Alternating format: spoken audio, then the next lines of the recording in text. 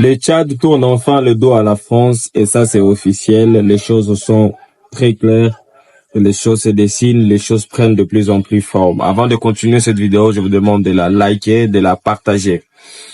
Hier, le ministre des Affaires étrangères russe était au Tchad et ils étaient en conférence de presse avec le ministre des Affaires étrangères tchadien. Et le ministre des Affaires étrangères tchadien a dit des choses qui ont clairement montré la position du Tchad, qui ont très clairement montré la position du Tchad face à tout ce qui se passe en Ukraine, face au partenariat avec la Russie et sa position avec la France.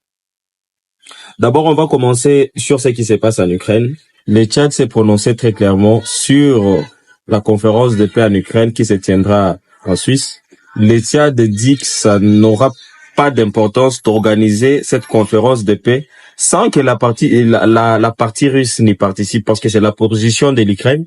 L'Ukraine veut cette conférence de paix, mais l'Ukraine ne veut pas que la Russie participe à cette conférence de paix. Comment vous pouvez jouer, je dirais, le rôle d'intermédiaire et parler avec une seule partie sans que l'autre partie ne participe à cette conférence? Le Tchad a montré clairement sa position et le Tchad ne trouve aucune importance à ce que cette conférence de paix est liée sans la Russie. Et puis il y a le deuxième point que le ministre des Affaires étrangères tchadien a évoqué lors de sa conférence de presse avec Sergueï Lavrov, le ministre des Affaires étrangères russe. Likez cette vidéo, partagez-la encore si vous avez oublié de le faire avant. Le deuxième point, c'est la volonté très claire d'avoir un partenariat stratégique avec la Russie. Comme vous le savez, c'est vrai, le Tchad n'est pas un modèle et aujourd'hui, on ne peut pas clamer les méthodes qui ont été utilisées pour que Kadhabi se retrouve au sommet de cet État. Mais bon, voilà, les choses sont en train de changer et voilà, il y a des cons qui ne changent pas d'avis. Et donc, il faut bien comprendre notre démarche. Ce n'est pas d'acclamer le Tchad et tout ce qui a été comme méthode appliquée ces derniers temps au Tchad. Mais lorsqu'il y a des choses positives, pourquoi ne pas en parler? Donc là, on se libère très clairement après la Guinée-Conakry. C'est autour du Tchad.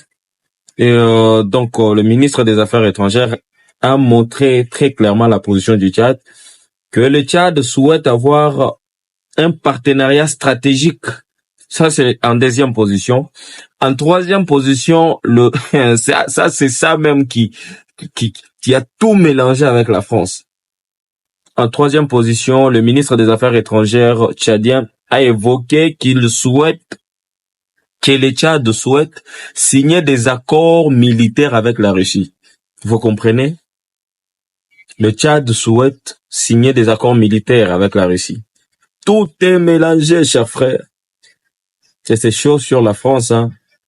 Donc, il perd le pays africain un à un, et d'ici quelques années, le panafricanisme aura gagné parce que le combat, c'est d'abord de donner aux autres aussi la chance et de se libérer de ces gens qui nous ont pris plus de 50 ans sur notre sol, des partenariats, ça qu'il n'y ait rien de concret,